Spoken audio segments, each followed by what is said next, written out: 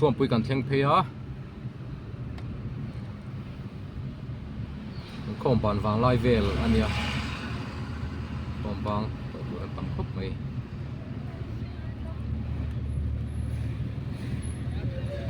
kan chuyện thế quay lại nghe mình lâu mà ô đã kinh đồ kan phone mày đó nè bên trang mua chuông pui còn kan Lêngpui á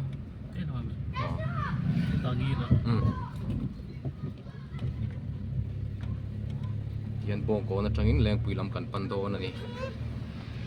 kan plan kual ta deuh lek voin chu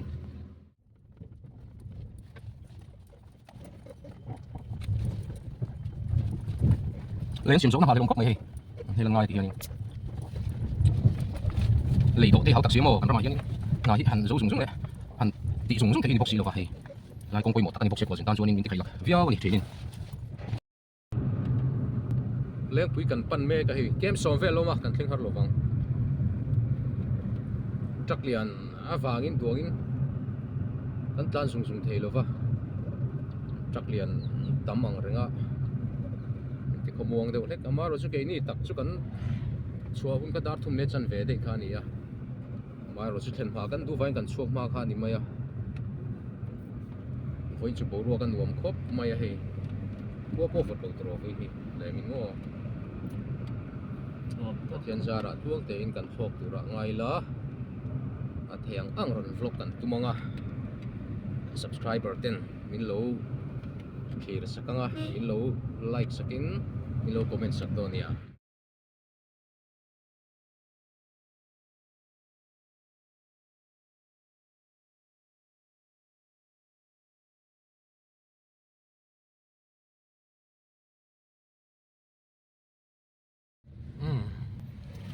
Lêngpui airport kan lut do na kan ma hian pufa la te an tla na hei kan in zui ani da thum ne chan ven ye kan chho un ka ma chu kan mang reng ton ma se poilo lo thlen ma ka poilo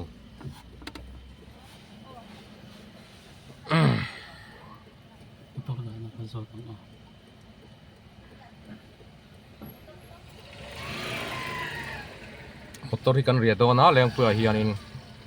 chet kan ho huna motor dang taxi vel khatiang te man ngai lo khati han ti le mai kha sama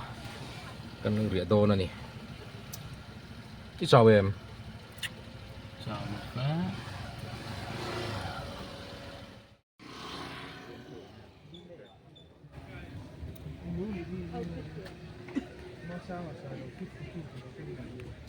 dar thum ne chan venia thlo hun kan lu trep ang ke ni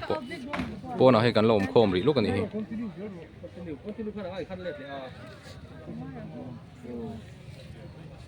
Sunday pana lun khop mai rawana hi Lêngpui chu mo trep to he kan tla zui mai ni na ma pokian dar thum ne chan venia kan chu ka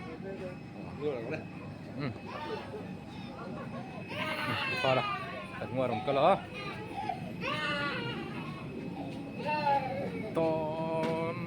khop mai có bọt trùm vớt tao mày so chúng nào cần to nó chuộc lâu phân này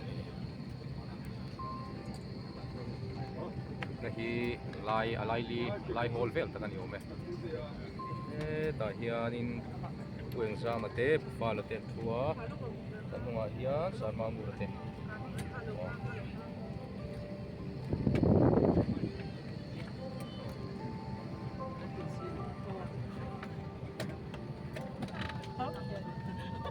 kacang laudat, berbulu kacang laudat, ke laudat.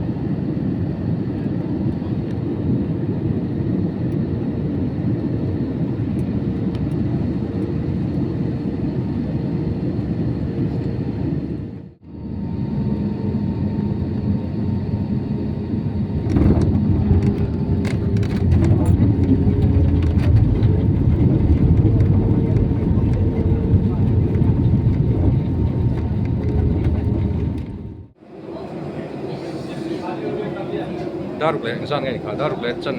ve ania al lo khet Zinkawng International Airport kan theng ta fu mai he engut mai lai chu dar kar thum le in somvel an thlo do na ma ka tia ting lo khet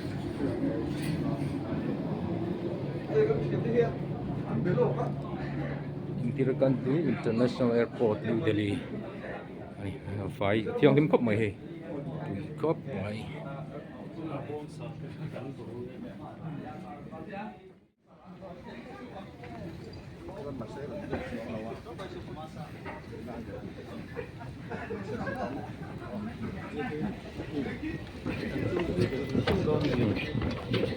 Hey Vang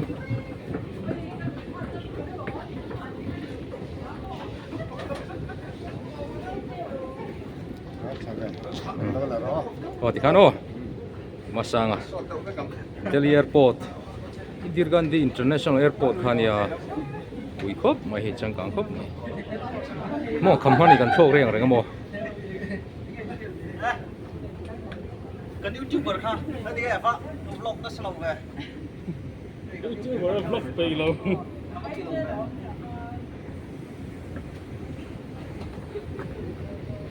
Pin tin ai kasi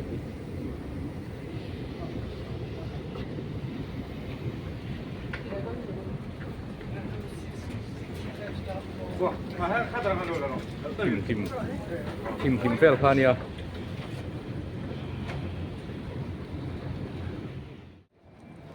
Lêngpui airport kiu ti ka ti mai ni he Delhi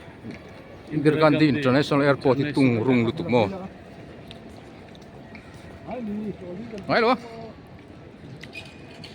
Lêngpui airport kiu ti ka ti mai ni mo